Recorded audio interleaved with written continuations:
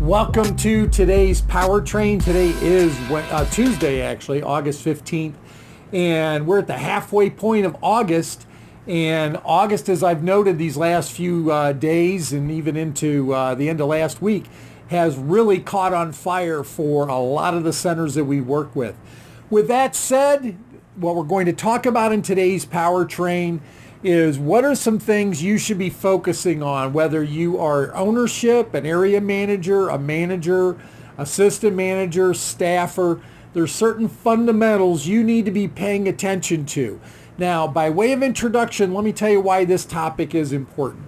I have led three national weight loss companies where we had as many as 600 locations, and it was not uncommon for a franchise location to call and say, man, we really need some help over here or up here or down here or wherever it was they were located.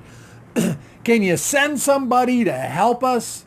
Help me. And I would always say the same thing, because usually when someone had reached that point, excuse me, there were some fundamental things they could fix on their own that I always encourage them to repair and improve on before we got there.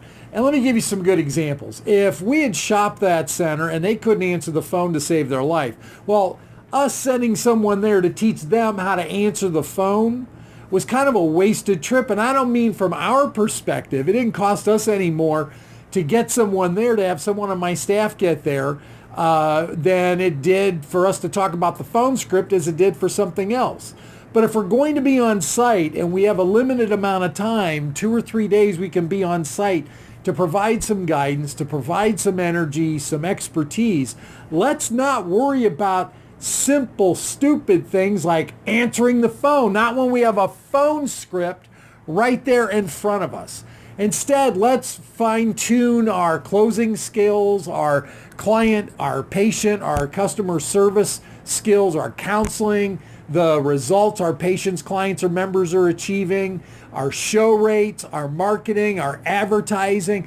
Let's really get in there and let's show some dramatic improvement on the things that are a little more difficult to work on, as opposed to memorizing a phone script or passing out flyers or actually keeping your hours the way the hours are recommended to be, or answering the phone according to the phone protocol, or greeting that patient, client, or member when they're prospective patient, client, or member when they walk in the door. Let's not waste our time on the fundamentals. So with that said, we always had some core elements, and we still do. I always have these core elements that we look at to see what are the things that some rapid improvement can exist. Now, sometimes the solution is fixing some of those fundamentals, but you're not going to know that unless you're keeping track of some very simple numbers.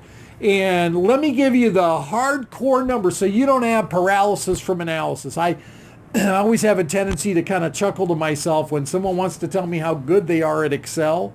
I think, okay, well, they just went an afternoon. They just spent an afternoon building an Excel spreadsheet, and there's no data in it. The exception to that being, we've got some clients that I absolutely love because there is no data that they have an inability to provide, but that's just their nature. They're able to keep track of that stuff and not waste a lot of time trying to calculate it, and they don't waste a lot of time over analyzing it. They focus on the big stuff. So here are some things you absolutely need to know. Number one, how many appointments does your center have moving forward? On any given day, do you know how many appointments are still on the books? The unresolved appointments. You need to know at any given moment, do you have 5? Do you have 15? Do you have 25? And if you've got multiple locations, you need to know exactly how many. Now, the bigger issue is if you don't have a whole bunch of appointments, how can you get them? That may be an issue of advertising conversion issues or some other matters, and that's what you'll pay us for if you want to work with us, if you're not already. But an initial blush is, how many appointments do you have moving forward? The second thing for you to think about and know at all times is, what is your show rate on first-time appointments? And when I say first time, I may have scheduled to come to your center 20 times, but if I've never been there, that's still considered a first-time appointment. So what is the show rate on people that are scheduled to come in for a first-time presentation? You need to know that show rate. Now, most centers have a show rate of somewhere around 50%. I mean, I've talked about that for years in these videos. If you've got a better show rate than that, odds are there's something odd going on. Either data's missing or you're cherry picking some people, because I got to tell you, and having done this since 1989 across multiple markets, multiple economies, multiple marketing tools and vehicles, the going rate for 25 plus years has been a 50% show rate. So if you've got something spectacularly higher than that, there's probably something going on there that is not giving you a real read. If you've got something way below that, oh gosh, I could probably give you 3 things that'll fix that right now. So know how many appointments you have moving forward, know what your show rate is. Know what your close rate is. You should know exactly how many people came in and how many enrolled.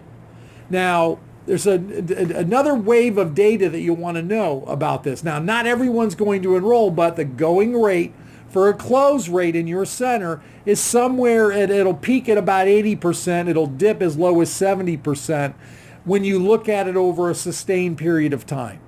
Don't look at what you did yesterday or what you did today and go, oh man, my close rate stinks, so I'm going to close 30%.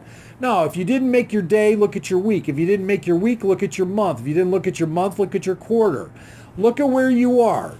I've got one person that I directly coach or some coaching sessions in out in the Midwest, who she is obsessed with her dollar per hour production. And we just had this conversation last week. Don't obsess over what's happened in the last week. Look at it over a more sustained period, because you'll have these peaks and these valleys and it'll make you insane. But if you look at it and see, hey, I've sustained a dollar per hour production value of $100 per hour for every minute I'm in the center, or for every hour I'm in the center, then hey, you're doing fantastic. So know how many appointments moving forward, know what your show rate is, know what your close rate is. Next thing you want to know, once you know what your close rate is where did that lead source come from? Your conversions are critical. And one of the things to think about, and I know hardly anyone uses newspaper anymore, but as an example, you may run an ad in the newspaper and you get a bunch of calls. And those calls don't necessarily convert into appointments. And you run the same ad on the radio, and the radio, you don't get as many calls, but you end up booking a lot of appointments.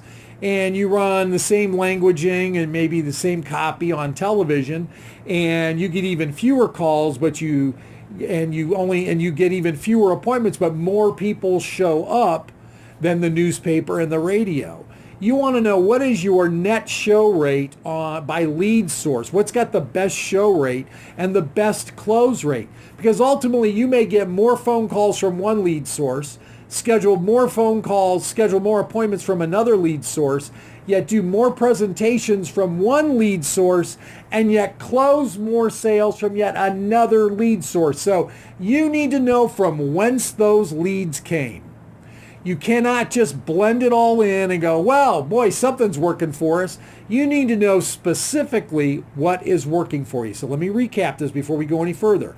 Know how many appointments you have moving forward, know your show rate, know your close rate, and know the source for the lead conversion for all of those things. So if you know the lead source for the most appointments, the lead source for the most presentations, the lead source for the most sales, then we can start focusing on what I was just addressing a moment ago, and that's dollar per hour production. Now, when we deal with as many as 30 brands as we do, not everyone has the same business plan. So in some centers, the ownership does all the selling. In some centers, the ownership is strictly a back office gig. In some centers, it's the manager that does all the selling. And yet other centers, there are weight loss sales advisors. Everyone on the team sells. Everyone does this, all of the elements of the job, from emptying trash cans to answering the phone to giving presentations to hooking staff or hooking patients, clients, and members up to laser equipment to doing whatever it is that has to be done, giving the sales presentations and everything in between. So you need to know, when you look at what the roles are, here's what it comes down to. As a minimum, you need to be living somewhere around $100 per hour for every hour of payroll that exists on your staff. There should be $100 of business being written. Now, don't confuse that with cash versus credit, and because those are all decisions made by ownership. But the gross sales amount should be somewhere in the neighborhood of $100 per hour. So if you've got one person doing all the work, I should be, for every hour I work today, if I take the total sales divided by the hours that I work, it should work out to somewhere around $100 an hour. If there are 2 people on staff for the same amount of time, the sales should equal $200 per hour. If there's 4 people on staff, we should have generated $400 per hour. So for those of you, those physicians that are out there that have 2 and 3 people on staff dealing with the weight loss side of the equation, for every hour you have someone on payroll, that's $100 worth of revenue that ought to be generated. For you chiropractors, even though you're doing all the selling and you've got staff that aren't doing the day-to-day selling, they're doing all the service activity because you've scaled your business to that point. Collectively, for every hour of payroll, including yourself, it's got to be $100 per hour for every single person that's there. Now, you may want to set that number higher. I know a lot of the physicians charge rates that are somewhere between $200 and $500 an hour that they want to see a return on. A lot of the chiropractors are somewhere around $200 to $300 per hour. And a lot of the franchises, the ownership of those franchises, they want to at least be somewhere for their own take, somewhere between $100 and $200 an hour for every hour they're involved with the business. But as a collective whole, take the total sales divided by the total payroll hours, and it should equal somewhere around, preferably north of $100 per hour. So now I know how many leads I have moving, or how many appointments I have moving forward, what's my show rate, what's my close rate, from whence did those leads come from each of those results, and what's the dollar per hour production.